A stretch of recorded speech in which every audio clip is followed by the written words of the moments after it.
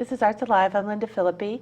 My guest is Terry VandeVeere, and she's here to talk about the Kaleidoscope project at Gallery Theater. Welcome. Yeah, thanks for having me, Lynda.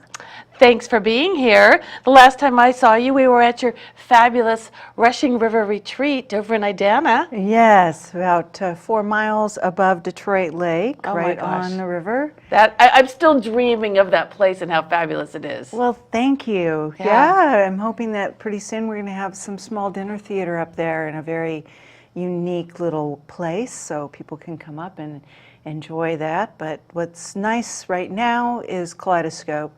I've been out of the theater here for about 7 years. Has it been that long? Yes. Really? Oh, yeah. Oh my gosh, time flies. Yeah, so I moved out of town, and because of Kaleidoscope being formatted the way that it is, it's just 3 shows, and it's readers theater, very low commitment on rehearsal time. And so it's kind of fun to be able to come in and get back into the theater after, working with Gallery for about 20 years. Right, 25 exactly. years. Yeah. And so it's a great opportunity to come in and just say, hey, I'm still here, and meet some good actors and kind of get reacquainted.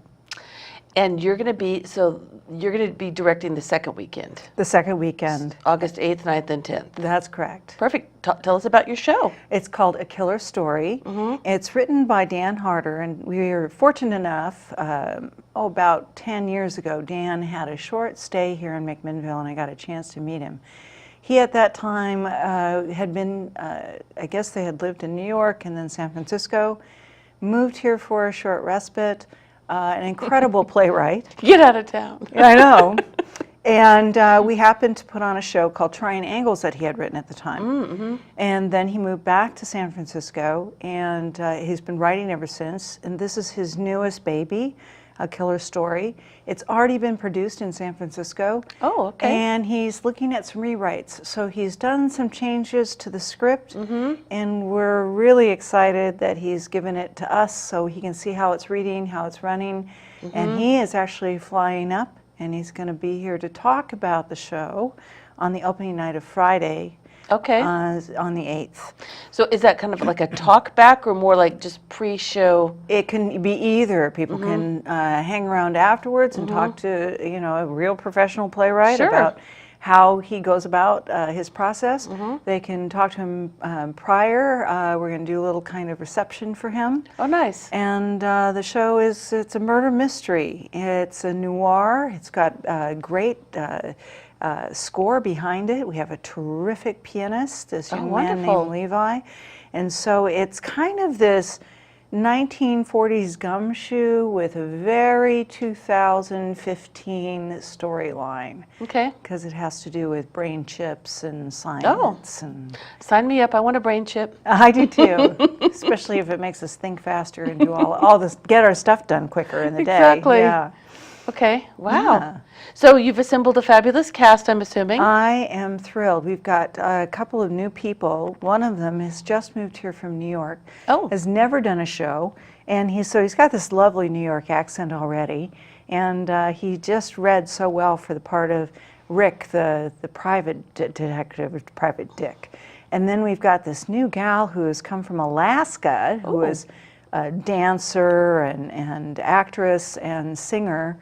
And she has never done anything here, and so this is her first show at Gallery.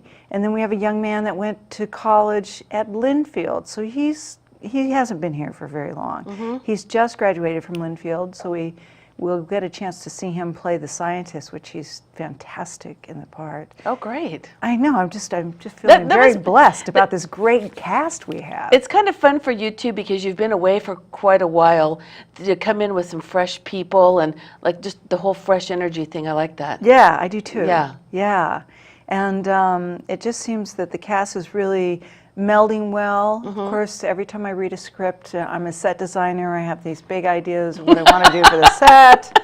For 3 performances. And then I find out, well, you can't do that. And we really want, people to be holding their scripts because it's really readers theater. It's readers theater. Yeah, exactly. So when I first read it, I thought, oh, this would be great to do in a black and white, total noir, have all the costumes and shades of grays, and like you're watching a black and white movie.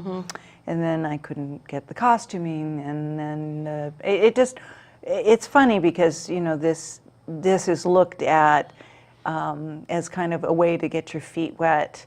And after directing shows like Cabaret and Footloose and Oliver, big shows, big shows, I have to scale way back these ideas that I have and try to do it simple. The script is super exciting and well written, so I think it'll keep people on the edge of their seat. That's great. Yeah. I mean, it's a good project for you, I guess, if you want to say to like sort of get back into directing without the gigantic commitment that comes from living 2 hours away. Yes, right. Well, we had all of the cast come up and we did a retreat. Oh, how fun. So everybody stayed Oh, my at the gosh. bed and breakfast. Nice. We got up, we had a big breakfast, we worked the show really hard, and I think it created a camaraderie with the cast. We all got to spend time really getting to know one another. And so they're all very game to come on up the mountain and stay the night again and put it on for, you know, select folks for maybe a nice little evening of dinner theater. Oh, that's wonderful. That's a great idea. Yeah. I love it. I'm pretty excited about this. Okay, good. Yeah. Well, let's talk then. Is it that small of a cast, just the three of them? Three people, well, four, including the pianist. Right, okay. And he's got a couple of lines. He plays the guard. Okay. So the play starts and takes place with everybody in jail. And the story, the killer story, is how they got there. And here they are, you know, Kind of like that thing where, you know, the 6 words you say when you and your best friend wake up handcuffed in jail. Right? Yeah, That one. Okay. Or sort of even almost a Kiss of the Spider Woman, because they're unfolding each of their stories. How it happened, how they came to be there. And the interesting thing is, A Killer Story, the author, Dan Harder, kind of based it on the weapons of mass destruction, telling a story that everybody believed to the point that would make us go to war. Right. And this is a story that was told in such a way that made these people believe that someone was dead or murdered, and if they weren't, they needed to be. Got it. So it's a very interesting way he weaves this story that makes it very believable and plausible, because he uses their own fears to create this situation. Oh, that's brilliant. Yeah, it's very interesting. When did he actually write this play? He wrote it a couple of years ago, and like he said, he has produced it already in San Francisco. Then he took a look at it again. He came back to it. He had the score that was written to it, the musical score, which I love. Anybody who likes a good whodunit or old-fashioned, you know, gumshoe type of movie is going to love this, because it is that really cool, interesting music that and then it's live. And I think that people are really going to enjoy this. Okay. So he produced it, and he's watching it in San Francisco, and he's thinking, don't love that. Maybe don't love that. Right. So we're part of the creative process right now, Right. and this is going to go on again, and it's going to go playing in other parts of the country. So it's really fun to see. He's going to watch audience reaction. He's going to watch how it plays, what he does like, and from that will be the final rewrites before it goes on to be another production somewhere else. So it's kind of almost like a workshopping sort of thing. Yeah. But you know, that's really what's cool about the Kaleidoscope project is this is the 3rd year, right? But so with the 3 different offerings each season and 1 weekend of each, I mean, it's just enough so that people can, if people who are interested can really see something, and yet if it's something that needs to be tweaked or futzed with a bit, it can, you know, I know last year, I think they did, I mean, I've liked lots of the ones that I've seen, but there's some really interesting ideas and some, I guess, maybe some challenges in terms of how you want to, like you were talking about, what kind of a set you want to do, really minimalist, but how you want to exactly portray. Like I think they did one where they put a screen up and they did some stuff with like a computer and projected images, and there's some different kinds of things that you can do, even within the confines of one of these real, short, small productions or whatever, Right. limited run. Yeah.